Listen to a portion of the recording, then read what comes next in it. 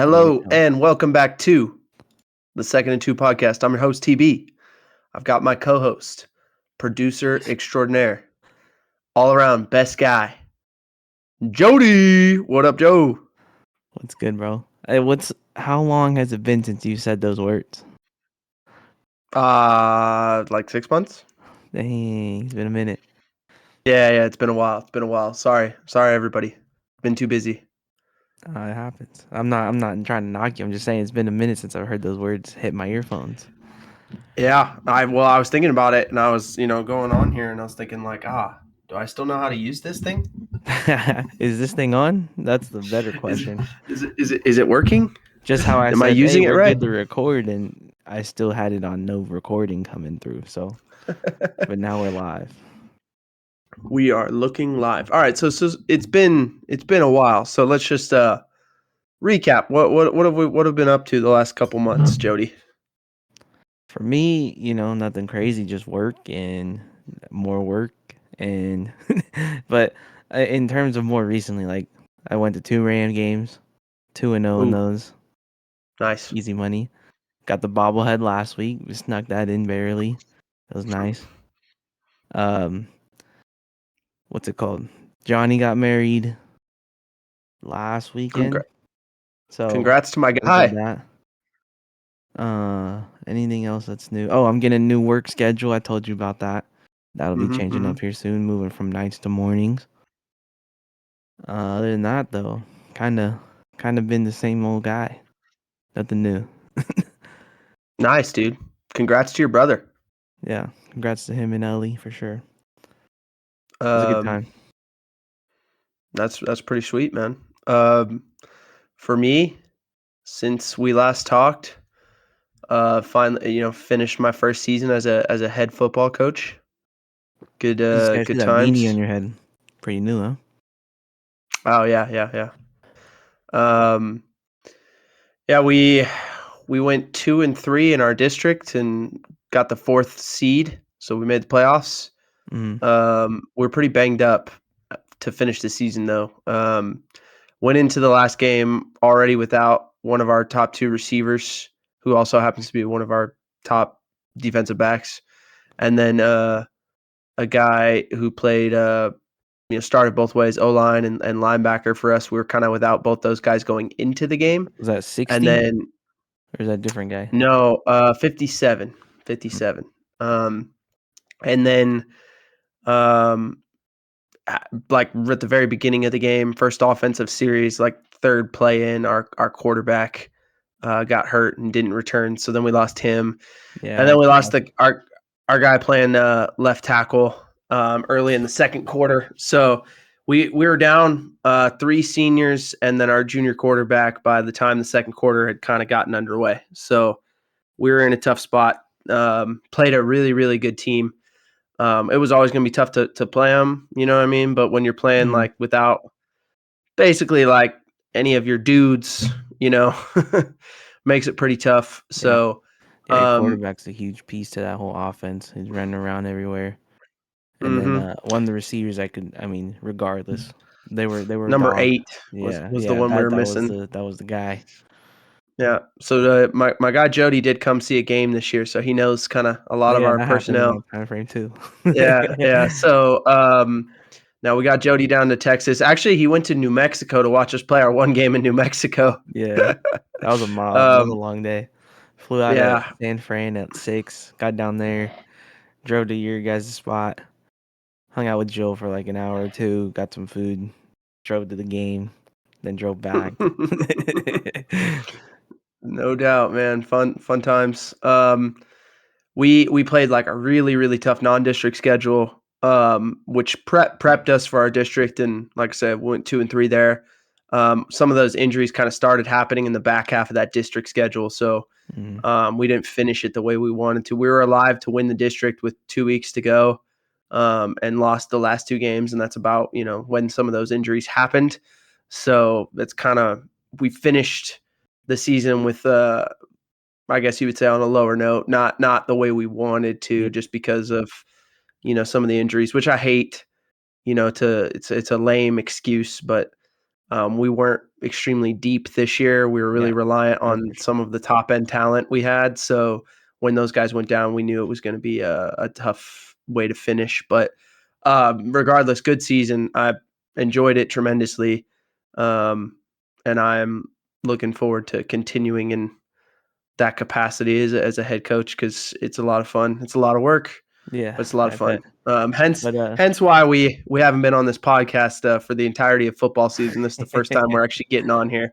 We basically did our last podcast right before I think football got going, and then um, since then, yeah, we haven't been on. So, yeah, um, but excited to get on today. Excited to talk some football. I haven't had the opportunity to really do that that's this for sure. year. Um, despite the tough schedule I've been keeping, we we've definitely had the opportunity to watch a lot of football, whether it's college or the NFL. So excited to talk about it today and get this rolling.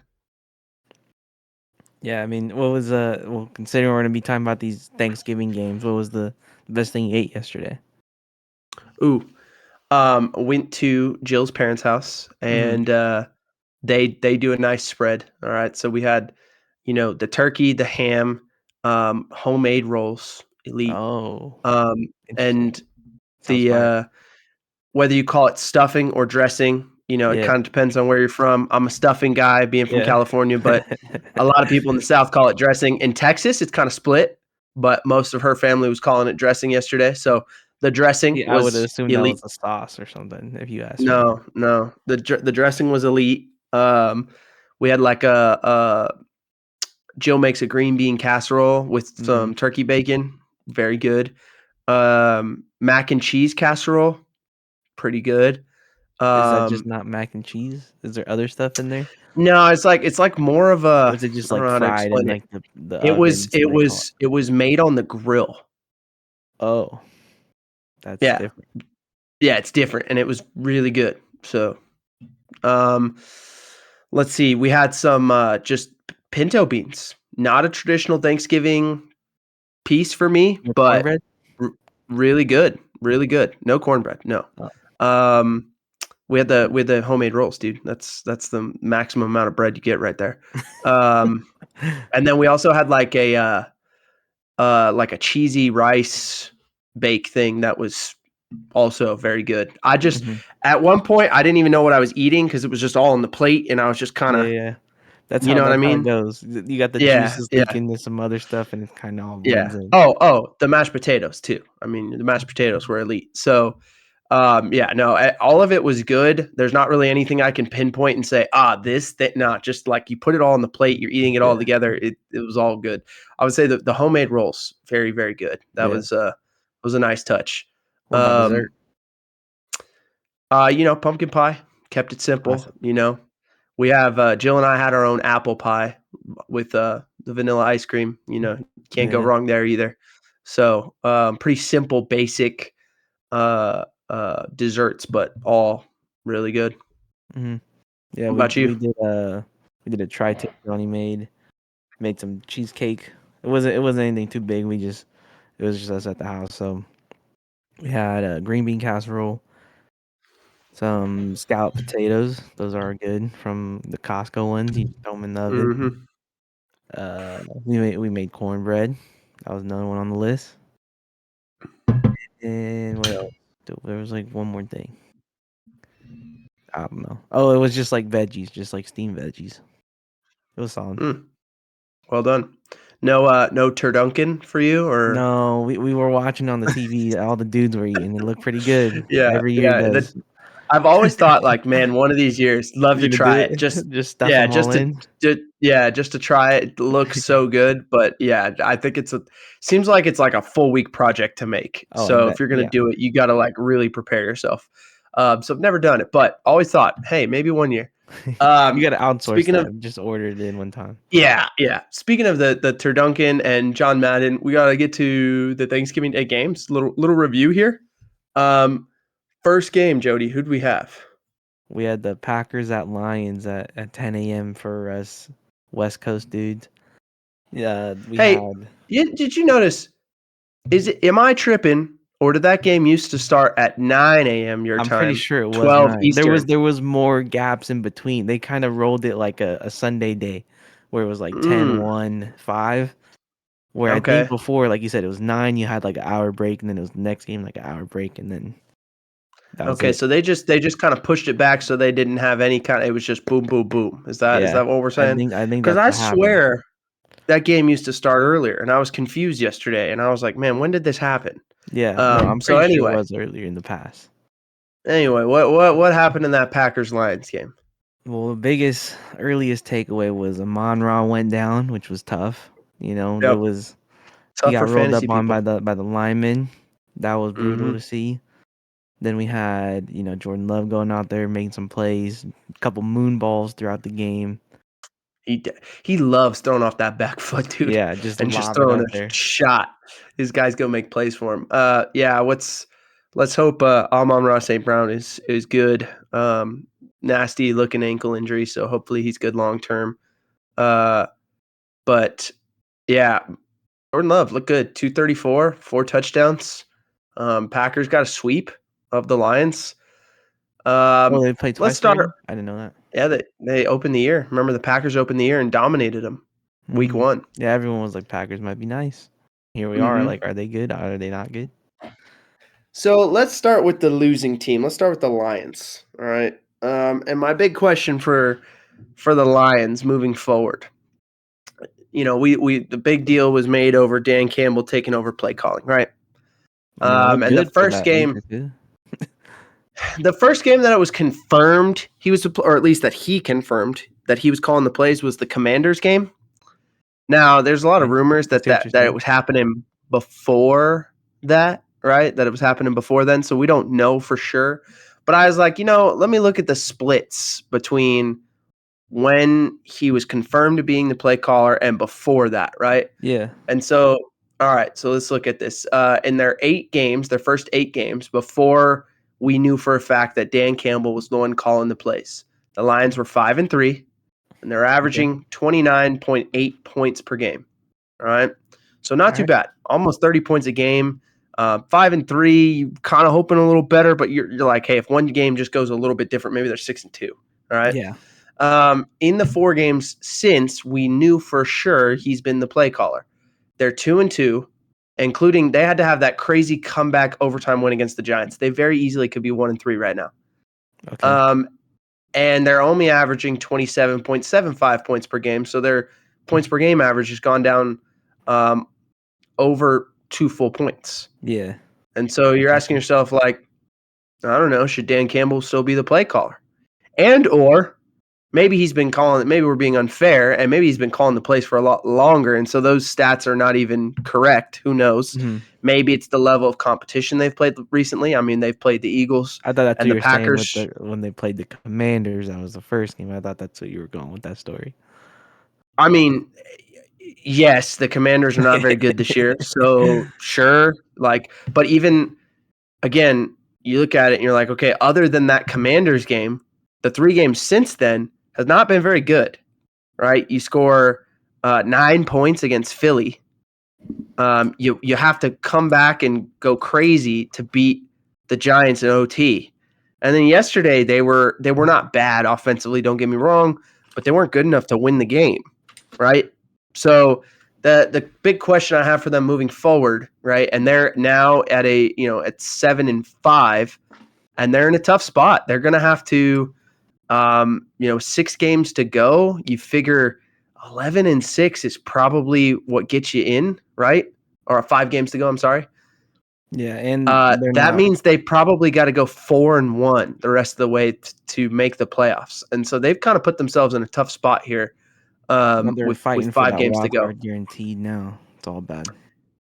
Yeah. So the Lions got to figure it out on offense. Their defense has been elite. Jordan Love played really well yesterday. It's tough to fault that defense too much. It wasn't like they played bad. Jordan Love just played amazing.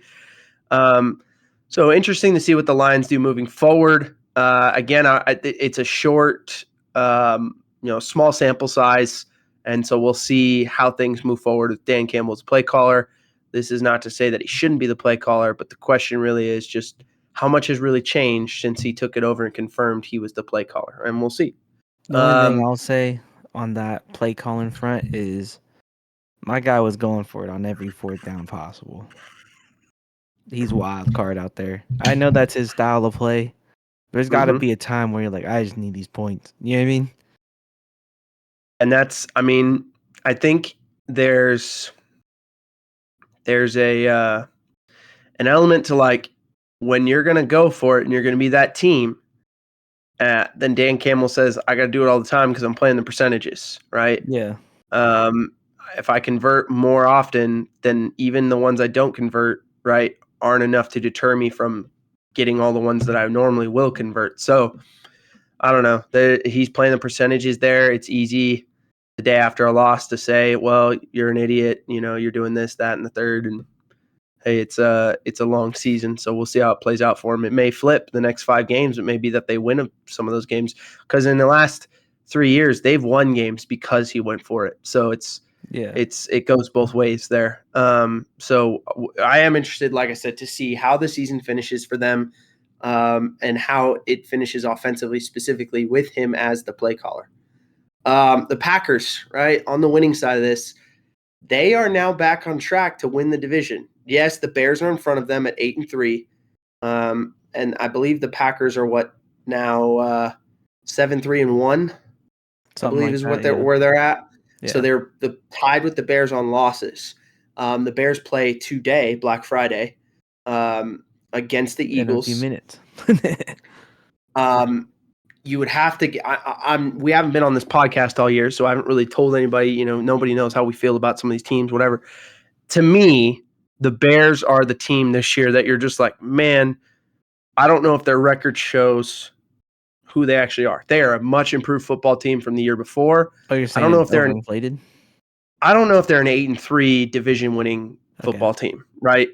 And so I would imagine this catches up to them. I would imagine Philly gets right against them today, although Philly is kind of on a downward trend right now. So maybe the Bears get them. We need that But regardless. there's still 2 games left for the Packers against the Bears. So those are going to be the 2 games that determine that division. Whoever Yeah. went, you know what I mean? That those are going to be the 2 games that determine the division. They have the Bears next week. So regardless of what the Bears do against Philly, Green Bay can take over the division Next week. next week by beating them at that point. And so I do think Green Bay is on track to win this division. They also have some tough games left against the Ravens and the Broncos. So Well, we'll we'll get to see. the Ravens a little later. Yes. We'll see where that division finishes, but I think yesterday's win was a statement from the Packers to say, hey, we are still the favorites to win this division, even though the Bears have a half-game lead on them right now. Yeah. And we'll see where that stands at the end of today. So very, very intrigued to see where that division finishes. Intrigued to see if the Lions can get right and make the playoffs. Intrigued to see if the Packers can continue getting better and win the division, or if the Bears are going to just be for real. You know, we'll find out. Okay, second game of the day. What do we have, Jody? We had the Chiefs at Jerryland in Dallas. We had our guy Patty Mahomes. He was wheeling and dealing, but his guys weren't holding on. It was tough to see. Everything would just go straight through their hands, or some wild things that we've seen from his receivers. We had Dak, CD, George Pickens all kind of go nuts. I wish George Yep. Pickens got a touchdown. That would have helped me out a lot on my slips. But yeah, Dak had a good game. 300 yards, 320, I should say. 2 touchdowns. CD had one of those with 112 yards. George Pickens had 88 yards and a 2-point conversion. Dude, that trio, and I'll get to them more in depth here in a second. But Gunslingers. I see Dak, CD, and Pickens might be the best trio in offensive football in the league right now. They are one of the most productive groups of Yeah, offensive players right now. Not a lot of teams can rival the firepower that the Cowboys have on offense right now. It's pretty impressive to watch. Pickens is by far having his best year. big It resurgence. sort of helped them. I think that CD CD missed a got chunk of the hurt and year, let and him be the man. Yeah, and now that they have them both, Dak is doing a good job. I mean, think about it. Yeah. Those two dudes had 200 yards Yeah. between the two of them yesterday. You know, if you got two guys who are going to get you 100 yards and a couple touchdowns a game, that kind of production, you don't need any of the other guys to be crazy. I mean, and they've had some other players step up, some of the other skill kids, some of the some of the running backs have played well, Javonte Williams and Mhm. whatnot. So Yeah, Davis they broke off a have run. they're a very productive offense right now. Dak has done a really good job, but I'll get to the Cowboys here in a second. Let's start with the Chiefs as the losers of this game. Can they play a full game of complimentary football? Right. I feel like people have I been don't on their know. offense, been on their offense for a few weeks now. Just it's not explosive. It's not this. It's not that. Mahomes isn't. The O line's not giving them time. They're not running the ball as well as they did. And that was kind of like, hey, they put one together against the Colts there, and they really grinded it out. Right, it was running the football with Kareem Hunt like 30 times. It Yeah. was Mahomes A taking lot of off and yards. scrambling. Rashi Rice finally showed up, and their defense did a good job of like withstanding that early onslaught from the Colts and keeping them in the game and eventually winning in overtime. So feels like, man, okay, the Chiefs maybe they're getting it right, and then you watch yesterday and it's just, their offense looked good, the defense did not. So can they play a full game consistently of complementary football? Right, seems to struggle on offense when the defense is playing well, seems to struggle on defense when the offense is playing well, and Yeah. now they're 6-6. They are, it's funny because you ever seen that meme on social media, right, where the guy's looking at the test tube and he's like, "Finally, it's pure mid," right? That's the Chiefs right now, pure mid, right? They are pure mid. They are, I mean, 6-6 is the record they should be. That's Yep. about the kind of football they're playing. Again, they haven't played a full complementary game very often this season. I think the Chiefs is the closest one to it, and even that one, it kind of felt like their offense struggled, but they grinded it out and got a win, right? Yeah, I Um, mean, piggybacking off of that too, it's like this is the same thing. If they win all these games, they're not in this position, and it's the same thing they did last year. Last year they won like 6 of their one score games or whatever, and this year that's not the case. and it's definitely flipped. It's definitely flipped. Yeah. You are correct on that. If you look at the remaining schedule, right? Because it is kind of funny because everyone's like, "Oh, the Chiefs, they're not this, they're not that, right? They're 6-6." Might not But make it. everybody knows. But everybody knows if they make it in the playoffs, do They're you want to see scary. them? If your favorite team, do you want to see them in the play? No, heck no, you don't. I So mean, at nobody the wants this moment, team. who haven't they Every lost to that's at the top of their thing? You know what I Yeah, mean? yeah. But do you trust all those teams to beat them again? Are you gonna Yeah, pick against them? why not? Oh, I'm dude, not I'm holding not back. picking. If they make it in, I ain't picking against them until probably the AFC Championship game. You got Honestly, all those games on the road? yes, Mahomes is that. Come on, man. Mahomes I and think Reed are that hold on, good. okay, well, while we're on this, Until I'm they're pretty sure dead, there was a stat they're yesterday dead. saying this is the most penalty yards they've had in, like, 6 years. The times are changing, man. Oh, don't give me that crap. Oh, the refs are on their side. Now they're suddenly not. Don't give me that. Okay. All right. So let's look at the remaining schedule. Because here's the thing. In order to be like the dangerous team no one wants to see, they got to get in first. And right now, they don't look like Yeah, they're going to get in. So you got to look at, okay, next week they get the Texans at home. You know that's going to be a grinder. No matter what the score is or who wins it, that thing's going to be a grinder because the Texans play freaking good defense. The Chiefs just lost their tackle, Simmons from Ohio State. They just lost that guy. He's going on IR. All right. So those two edge rushers at the Texans are going to get after Mahomes. He's going to have to play really well on time. And if he's not on time, he better get out of there quick because those dudes are going to go get yeah, him. that's Um, what I was gonna say, he's gonna be you scrambling a also lot. know that could be a game though where defensively they can get after the Texans. It feels like a grinder like the playoff game was last year. Somebody wins that game 20-17. You know what I mean? And it's an Arrowhead. They seem to play better at home this year. All right, so you get the Texans. Then you get the Chargers at home. Similar deal to the Texans game. It's a grinder. All right, that's going to be a grind. The Chargers have played better as of late, but the Chargers got them earlier in the year. Could see the Chiefs getting that one. All right. Okay, then they got to go to the Titans on the road. That should be a Oh, winnable game no. on the road, right? Going to Then they get Tennessee. the big one is Week 17. They get the Broncos at It's a home. grinder regardless. They're gonna have to win that one. to have a shot, all those games go under every year, year after year. and then you finish at Vegas. All right, so which again you feel like should be a win. Can they win all 5 of those games? 100%. But it's going to take the best effort of Mahomes and Andy Reid. It's going to take the best effort of that defense. The good news is their 2 remaining road games should be wins. Like you should count I those right think 2 now. of those, yeah. The 3 tough ones are all at home, and like I said, they've played better at home. So it's just going to be tough because they can't go 10-7 and be tied with Jacksonville, who's also 10-7, because Jacksonville gets the tiebreaker, right? They can't go, if they lose to, the Texans, that's another tiebreaker they would lose out on, right?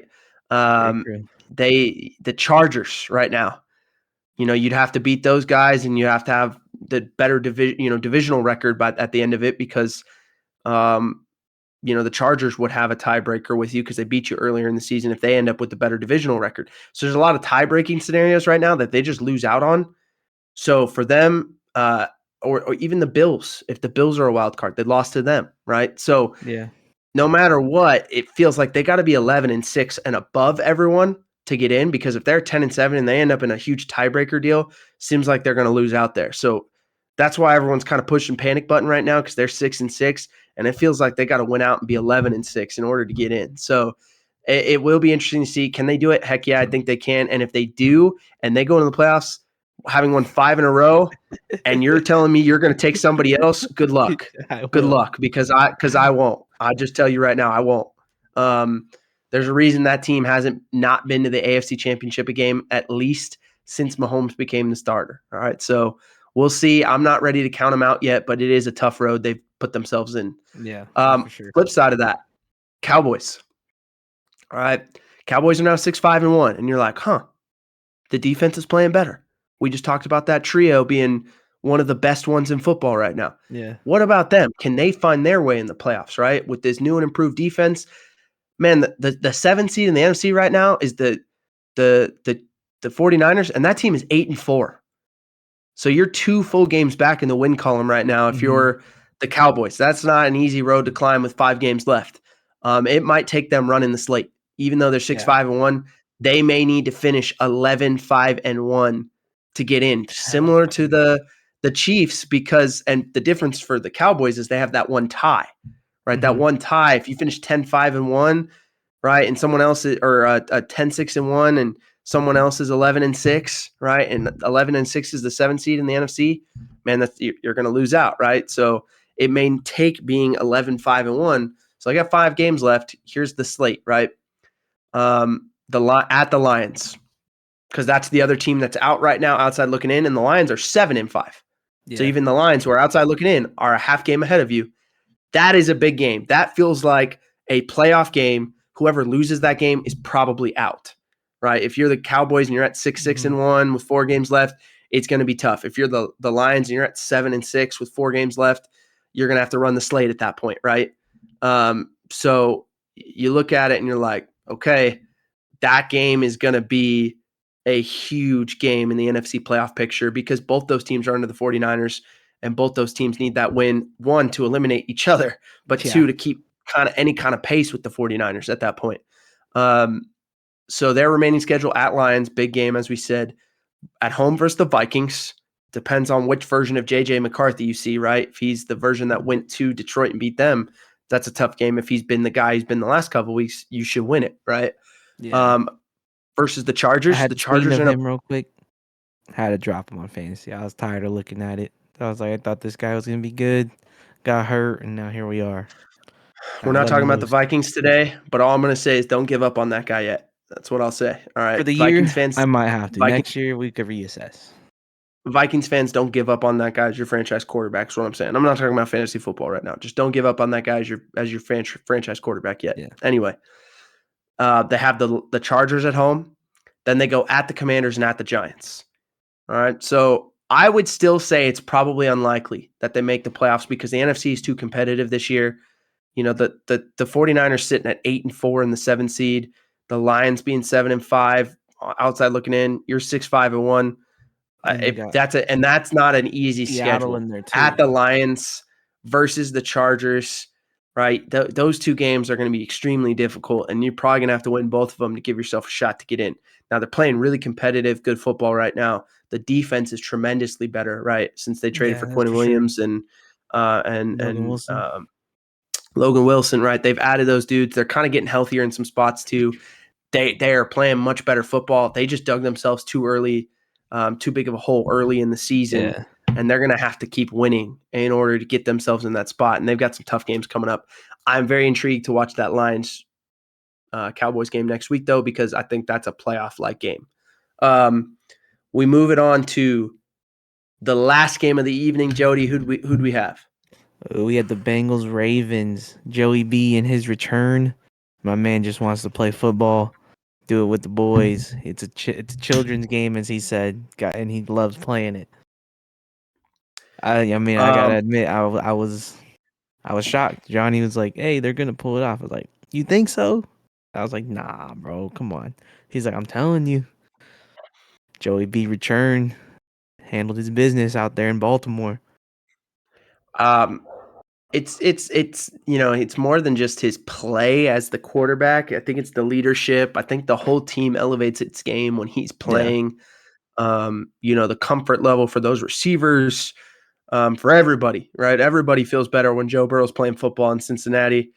Um, he came back in a big way, right? They had probably their most productive game on defense with him on offense, and that's it's been the same thing, same story for a couple seasons for him now, and that's probably the best they've looked in quite some time. And Burrow looked healthy. So we start on the losing side of that again, the Ravens. All right, so what is wrong with the Ravens offense? Right, for years they've been one of the most productive offenses in the league. Obviously, since Lamar Jackson became their quarterback, this year they're only averaging 24 points a game, right, which is pretty low when you look at the Lamar Jackson era Ravens. And it's not just we missed Lamar, right? Because everyone's going to say, okay, well, those numbers are skewed because they were missing Lamar for Yeah. such a chunk of the season with the hamstring injury, right? Mm. In the last 5 games since he came back from that hamstring injury, they're actually averaging 23 points a game. So it's actually lower than what it's been for the entire season in those last 5 games, right? So they've been mostly winning, right? But they've really been doing it with their defense getting much better down the Mm-hmm. stretch here until last night. And the big problem with last night is, as I just said, the Bengals defense has been, just to put it bluntly, has sucked this year. Yeah. They've been awful, right? They haven't been able to stop a nosebleed. And all of a sudden, this Ravens offense where you're sitting there looking like, hey, they've been winning, but their offense has been playing that really well. This could be a get right game for them. Instead, it went the other way. It was a get right game for the Bengals defense, Yeah. right? So is a real question of like what's going on with the Ravens and Lamar. They have Derrick Henry, who's still producing at a high level. They should still be able to run the ball. They have the best group of skill players they've had around Lamar in a long time, with all the receivers and the tight ends and everything like that. And yet it feels like the offense is stagnant, right?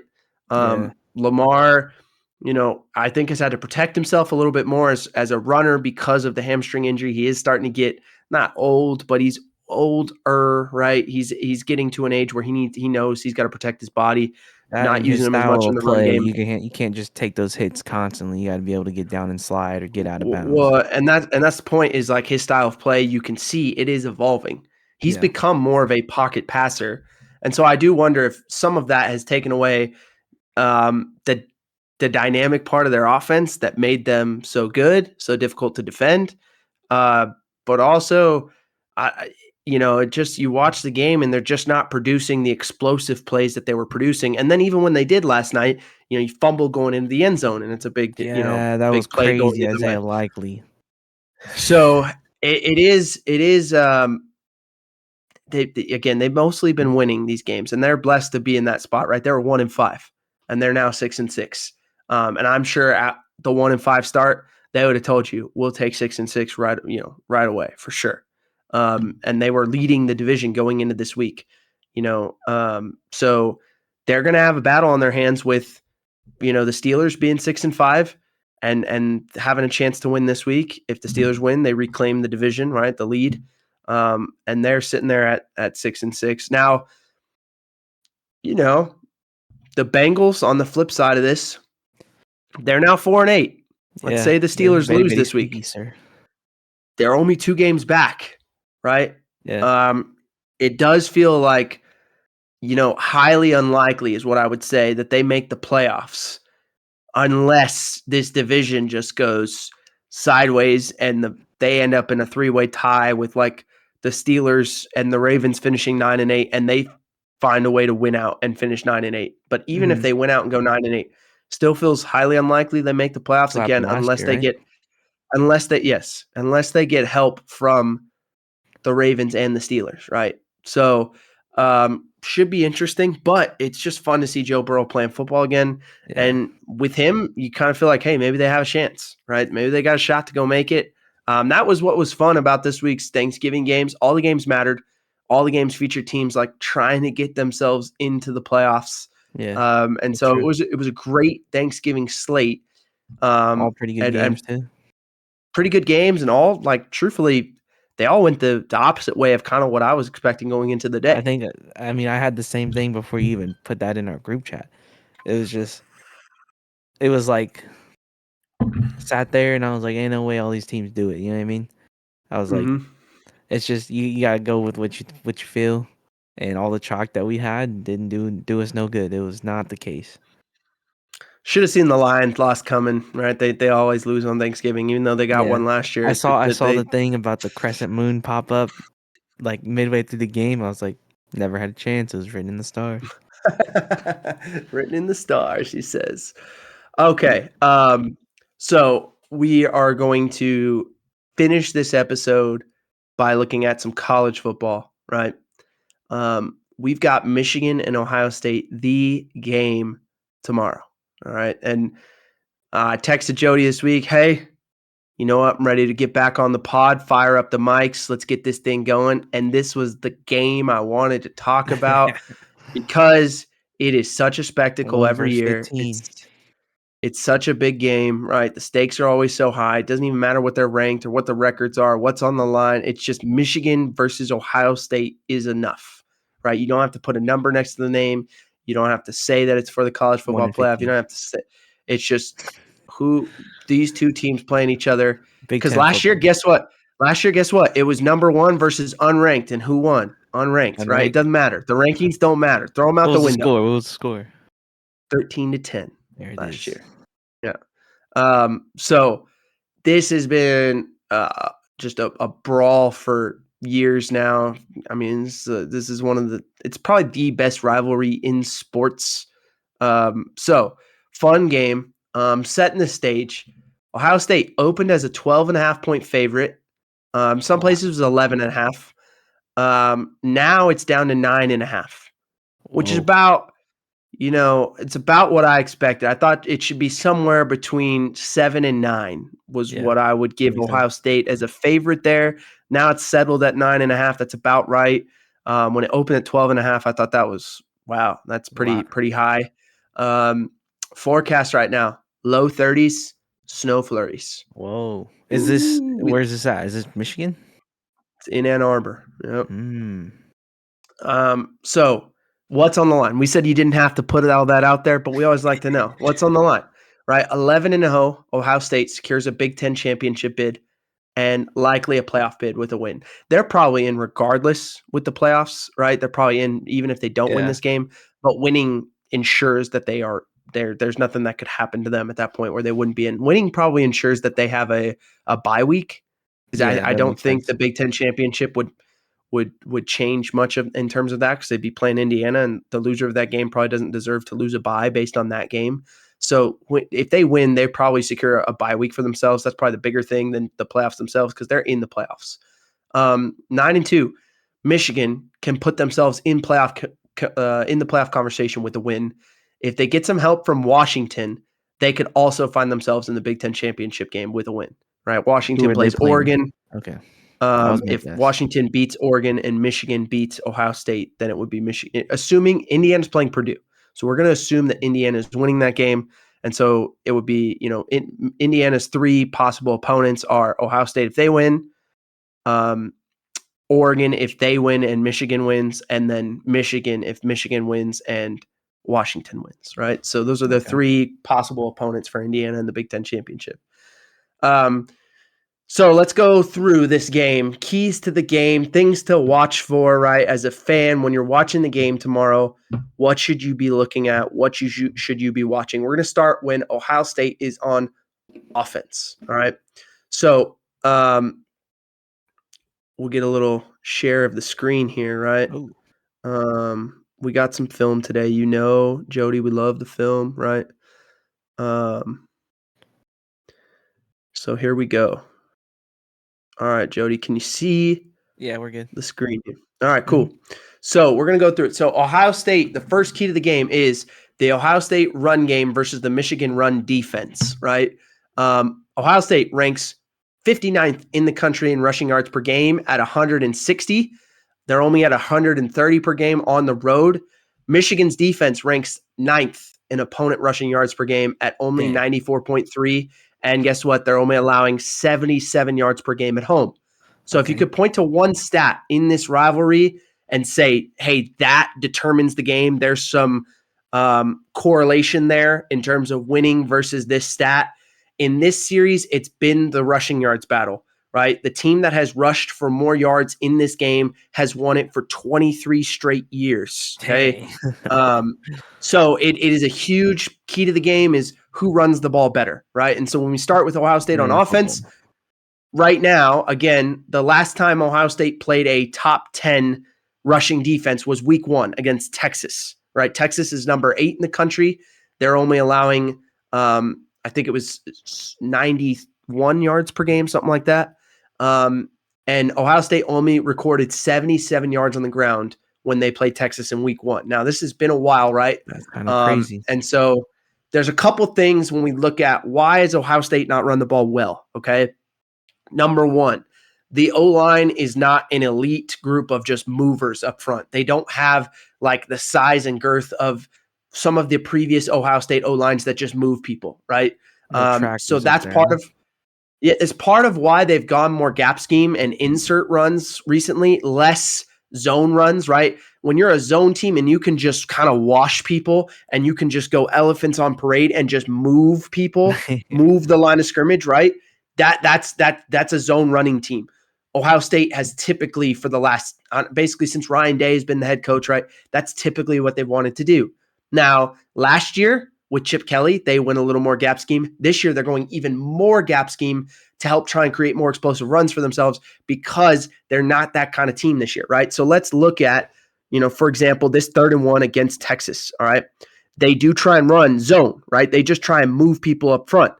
They don't go get the yardage required for the first down on that 3rd and 1. Again, watch it again. Texas resets the line of scrimmage, right? Texas's D-line wins that battle on that play.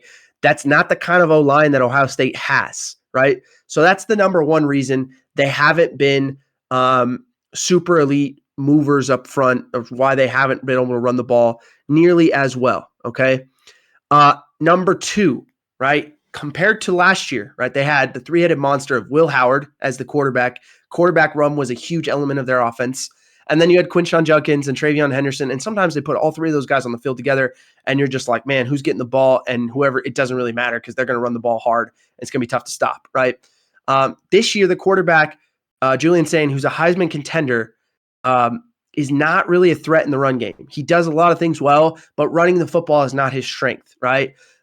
This year, the Bo Jackson Jr. leads the attack of running, their running backs, and it's not the Bo Jackson you're thinking of, unrelated. Yeah, that's a thing that people are like, hey. And then they kind of have a mix of a couple other running backs that they use, but Bo Jackson has been the most productive. Is it This has spelled the made same or is it spelled like Beau? no, it well, actually, I don't know how it's spelled. I think it's BO, but I could be wrong. And so their run game has just been less dynamic. Here's a good example against Penn State, who obviously very talented football team, despite what the record says it's been this year. They've had their struggles, but a lot of talent, right? So you watch this.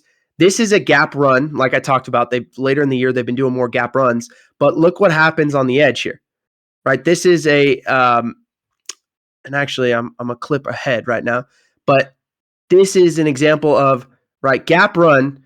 This is an obvious pull read, right? He Yeah. can't hand this ball off.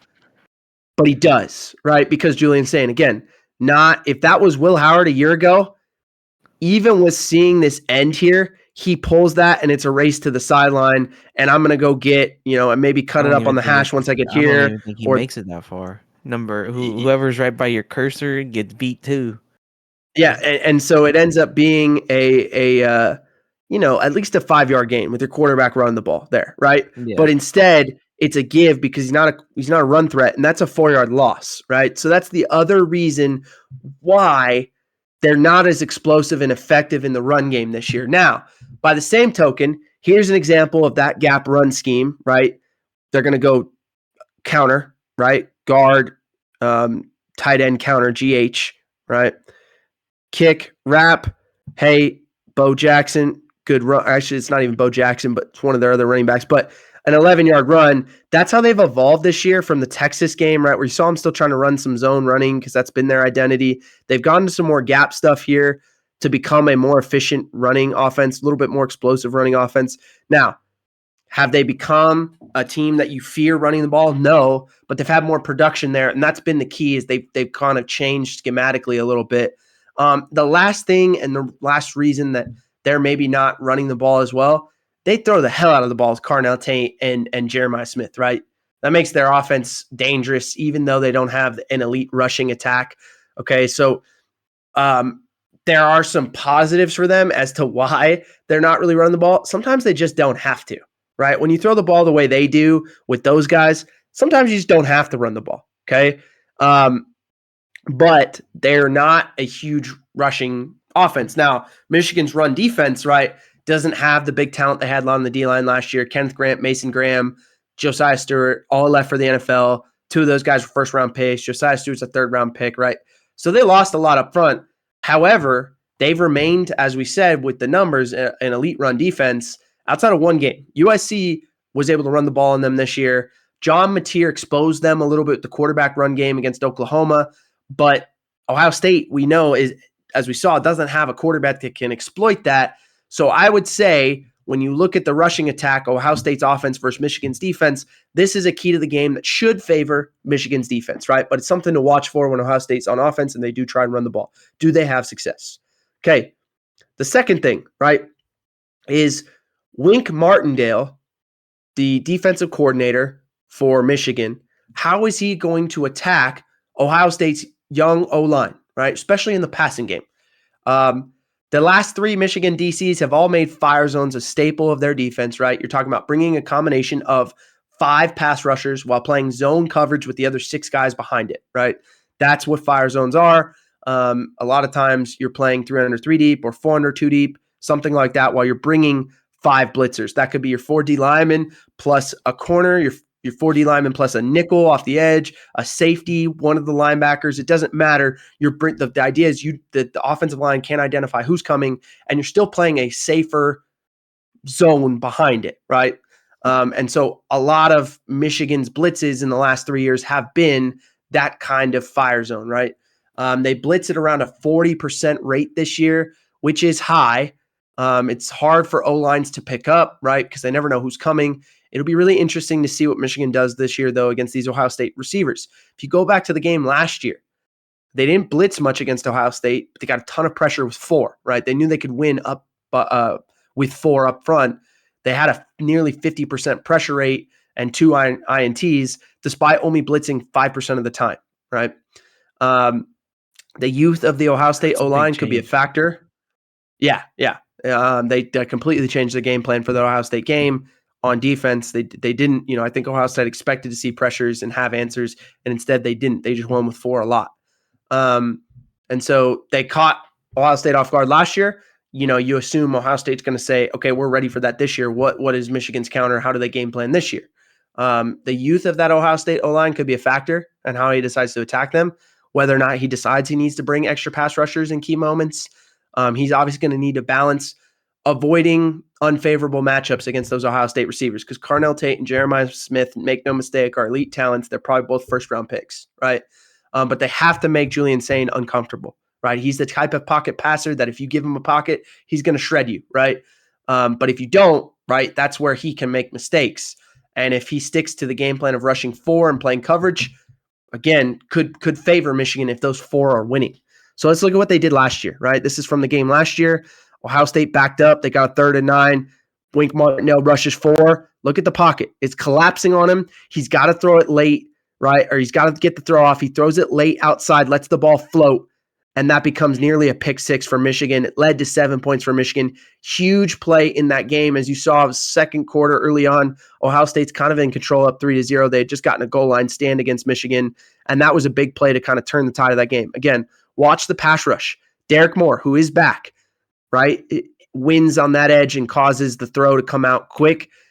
You've got Jayshon Barham for Michigan is transitioned from being an off-ball linebacker to a pass rusher this year, kind of like Micah Parsons did his last year at Penn State. He's very productive, right? So they've got some guys up front who can win that way again, even though they lost a lot of talent to the NFL.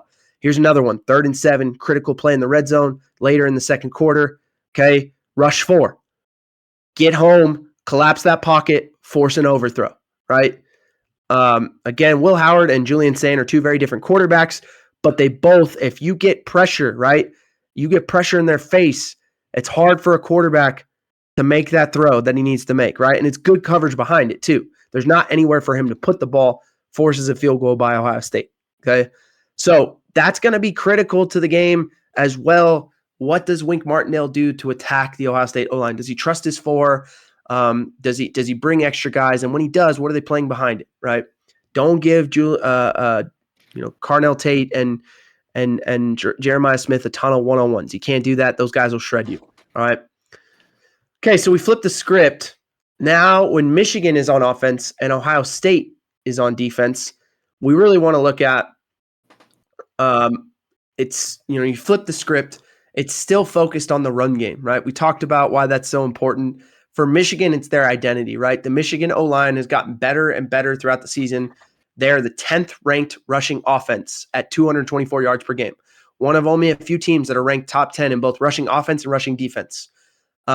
They have a number of backs from Justice Haynes, who hasn't played in a little while, to Jordan Marshall, who also missed their last game, and even recently Bryson Cusdall, who's the 3rd-string running back, ran for 100 yards, right, against Maryland. And then you've also got Bryce Underwood, the quarterback, who is a factor in the run game, and they haven't seen a ton of quarterback design run this year from Michigan, but they can do it, and that kid is capable of it, right?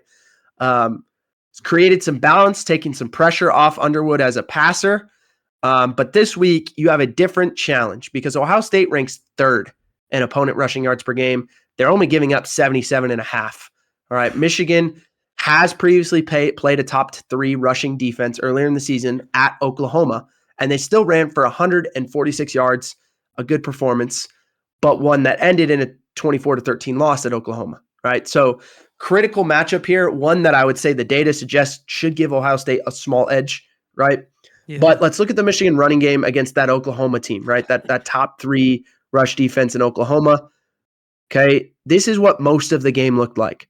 Michigan tries to run a kind of a split zone rushing attack, right? They're zoning left, bringing Bredesen back right, or zoning to their right, bringing Bredesen back left, right, and running a split zone look.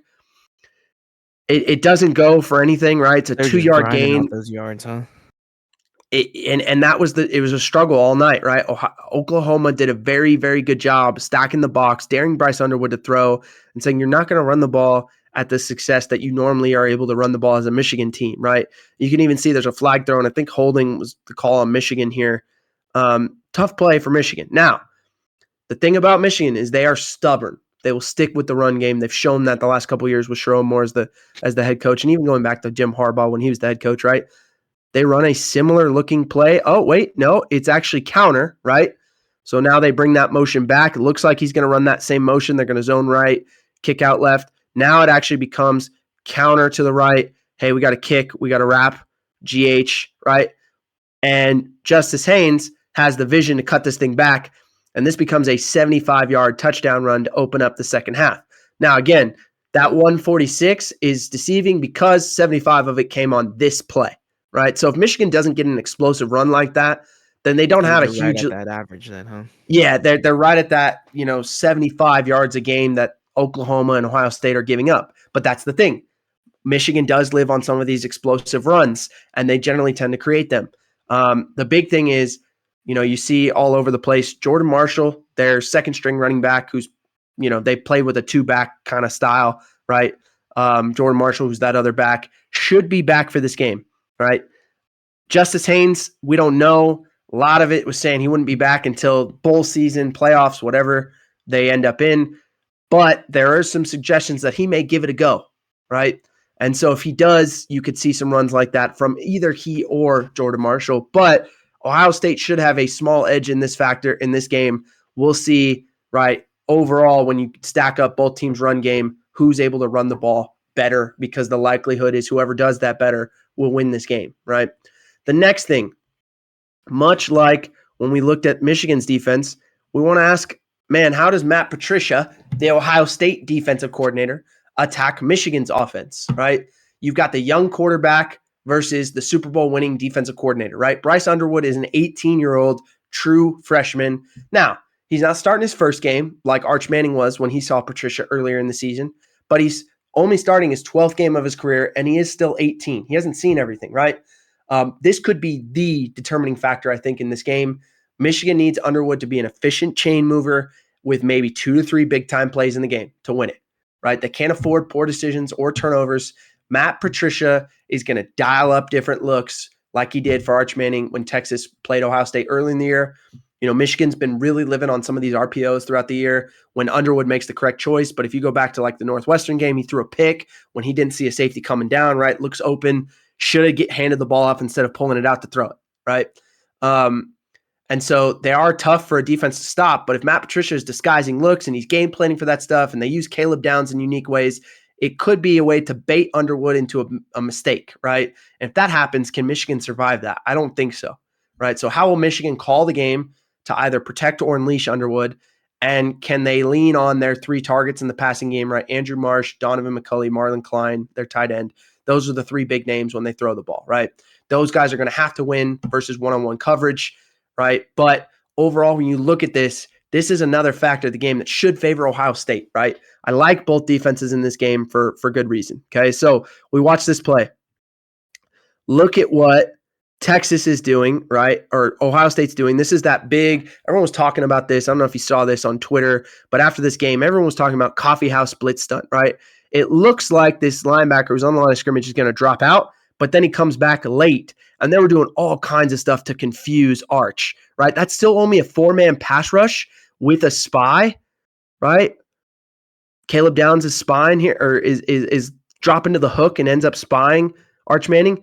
And it looks like they're going to bring extra guys, like they're going to bring 5 and it's a fire zone. No, it's only 4. It's only a 4-man pressure, but they get the sack because they confuse both Arch and that Texas O-line, right? So Matt Patricia is going to have that kind of stuff in his bag to confuse Underwood. Underwood's going to have to be well prepared and be able to execute versus those kind of looks if Michigan wants a chance to win this game. Here's another version of this, right? 2nd and 13, drop back passing situation for Arch. Delayed blitz, flushes him out of the pocket. Do they get a sack here? No. Arch ends up running for like 10 yards and has to use his legs.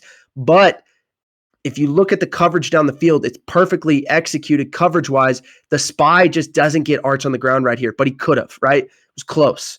And Arch does a good job of extending the play, running for a first down. But that was the kind of stuff he was having to do just to get them a first down in that game. That's why that game was 14-7, right?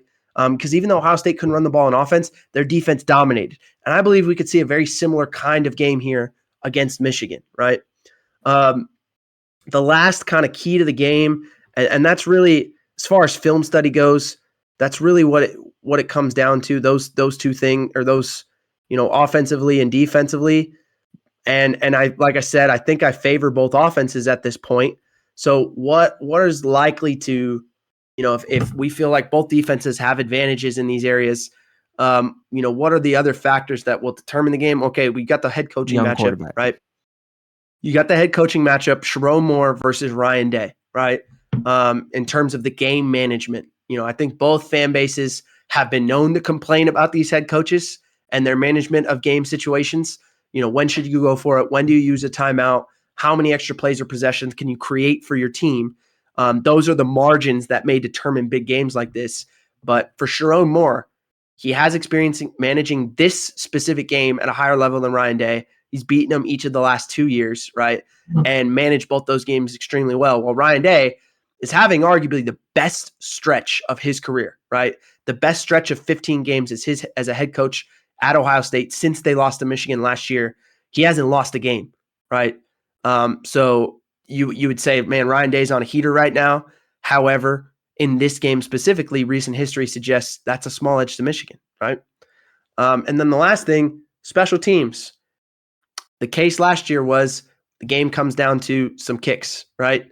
And while Dominic Zavada, the Michigan kicker, won the game last year with 2 field goals for Michigan, he's been anything but reliable this year. He's only making 63% of his field goals. Meanwhile, Ohio State has converted nearly 87% of their field goals. So that's another edge to Ohio State. So overall, I see this thing kind of like if you're going keys to the game both ways, I'm like kind of tied, right? Both teams have a quarterback who's starting his 12th game, right? Julian Sayin is a redshirt freshman. Bryce Underwood's a true freshman, right? The numbers, the weather report, the film says this should be a defensive slugfest. It should be a very low scoring game, right? Ohio State, one of the best defenses in the country. They get to see a young quarterback in just his 12th start, first in the game, right? Michigan's defense is built to make Ohio State one-dimensional and has the secondary to match up and take away some of the explosive passing game while getting pressure with 4. I think Ohio State has more talent, more experience, right? Michigan is one of the youngest teams in the Big Ten, but Michigan has a big mental edge in the series, as you saw with the game last year. They went on the road as 20-point underdogs and won that thing, and I think it was all due to the mental edge that they had, right? So my expectation in terms of game flow, I think Michigan will score early and in the game and take a lead, right? And then I think Ohio State will come back and dominate the second and third quarter to kind of take it back, right? But I think Michigan will eventually do just enough in the passing game to allow their run game to win it for them late. And while I think Ohio State will make some plays in that second and third quarter, I don't think it'll be enough. I think I have Michigan winning the game 23-21 in just a wire-to-wire battle. No team's ever really able to take control of the game. Even though Michigan scores early, I think Ohio State kind of battles back, takes the lead in the third quarter, and then you see Michigan kind of win it late, being able to run the ball in the snow. Again, I think Michigan will eventually win the rushing battle, and that's why they'll win the game. The big thing is Underwood's got to have to play clean, right? And if you're Ohio State, Sayin needs to play clean. Ohio State threw 2 interceptions last year. That really cost them. So you need those young quarterbacks both need to play clean, and you need to be able to win the rushing battle up front. And right now, I would say if you look at the data and everything, that suggests Michigan has an edge there. So I'm gonna go with Michigan again for a 5th year in a row, even though I think Ohio State has every chance and opportunity to win this game. I don't know. The way it sounds to me, I feel like QB play because your guy. I mean, you said they both only have 12 starts as of this game starting, but Yep. you got the true freshman for you guys, and then the weather will be 2 main factors in my eyes. Because if it's snowing, like at a decent pace, it'll be a lot of running regardless. Tougher to throw. Yeah. Yeah. So that would favor you guys, like you said at that point. But who knows, man? I don't see many points coming in this game as well. I don't think. I mean, I think the last 2 have been pretty down there, but I don't know where it sits at. I'm just saying, strictly off of vibes. I think it's going to be low scoring again. And then, say Ohio State does lose again. What does that mean for them? Like in the playoff, that seems like that's a bad way to go down this late, And not just that, it's like there's going to be more film again of how to beat them, but last year clearly they were still the top dog regardless. Yeah, I think if you're Ohio State and you lose the game, you can go into the same mode you went into last year, which was, okay, we lost. We're still in the playoff. Let's go win the playoff. Yeah. I mean, and they did it last year, so nothing says they can't do it again. And I don't think yes, it will sting for them to lose a 5th time in a row, but I don't think for them it's really changes their playoff outcome. Maybe they don't have the bye and they have to play in the first round. And say, what if they lose this and then the championship? Like, If they lose this, they're probably not in the Big Ten. They're actually not probably. They aren't in the Big Ten championship because Michigan or Oregon would be in over them at that point. Oh, are they undefeated in the division if they would win?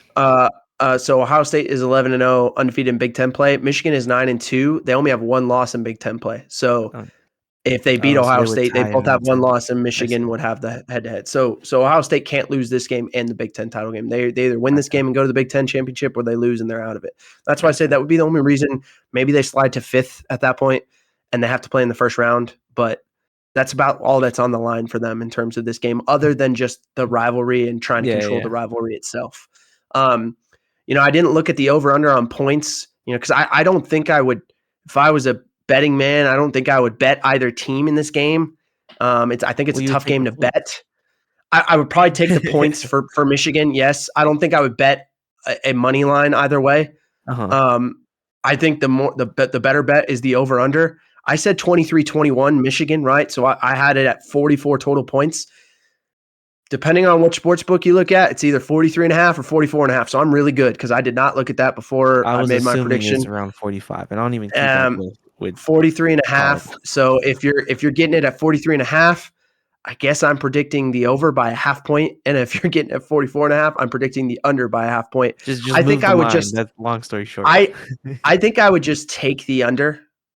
If I was gonna bet something on this game, I think I would take the under on total points rather than Michigan Spread. covering or Ohio State covering or the money lines. I think I would just take the under and call that the better bet. Although it's going to be hard for it to be under that point total and Ohio State to cover 9.5 or whatever it is, Yeah, right that's around true. 10 points. That's going to be tough. So unless you're predicting Ohio State to win like 21, 7. Yeah. So long story short, enjoy the games, have some fun, watch this game tomorrow specifically. It's going to be the best one of the day in terms of, everything on the line and a ton of fun. Are they So, doing like um, the big game or big noon or anything like that out there? big noon kickoff is there and college game day is there, which is what That's happened packed. last year too. Yeah. So both networks are there. It'll be Gus Johnson and Joel Klatt on the call. They've been on the call for the last like 5 years. It'll be a good one. So, before we go, you got a banger of the week, if you will. We got to go old school. Banger of the week. Ooh. Let me think. That's been a minute. I got one for you if I you need to seen give you some Fantastic time. Four recently. That was pretty good. I Oh, think it was looked it good? nice. Yeah. Okay. I think the ending was kind of predictable, which was kind of annoying, but like I think aesthetically it was very nice looking. Like it wasn't anything too crazy out of that realm. And I don't really Okay. remember watching the one that had who was it? Oh man. I want to say like Bradley. Oh no, it was who Captain America. He was in the one when we were a kid. Chris Evans. Chris Evans. Yeah, he was Johnny in the one in like 2005 or whatever year it was. And so I don't really remember much from that one. So like it was nice to see what this one would look like, especially since it's like set in the past. Mm-hmm. Okay. Um, I have recently, the season 5 of Stranger Things came out. Oh, Right. you were big on that? I love that show. Yeah, good show. So Jill had only watched like the first season and never went Yeah. back to it. So she and I have been binge watching Oh, the okay, entire you ran them series. back. We're in season 3 right now. Good show, just as good as I remember. If you're somebody who's like, should I watch? I'm like, yeah, go watch it, dude. It's good. Yeah, we're in like the middle of season 3. She's actually upset with me right now because I made her pause it because we had to do this podcast. Oh, So when we my click bad. off, Just I'm gonna go back tell and her it's my watch. fault. I was an hour No, late. yeah. We're gonna go back and watch. We're gonna keep watching. We're gonna try and get ourselves to season 5. I Like don't know, before after the the weekend's weekend. over, Yeah. something like that. Yeah. So be on the lookout for that if you're a Stranger Things fan. That is out. They're doing like a weird release thing where they did like the first half of season 5 just released. Then the second half of Is season it like 5 Christmas releases on time or something? Christmas. Yeah, I And saw that. then the series finale, just the last episode, releases on New Year's Eve. So pretty That's cool wild. little rollout that they're Spell it doing. out. Spread it out. So yeah, excited for that. And excited to finish it up and all that good stuff. But yeah, man, good to record with you, big I know it's dog, been and a minute. get back on the saddle. But until next time, let's hope we can get kind of on a regular schedule to finish out football season here, and Yeah, true. we're gonna try. But until next time, we'll see y'all. And Let Jody, you gotta, yeah. Ray Ray take that out.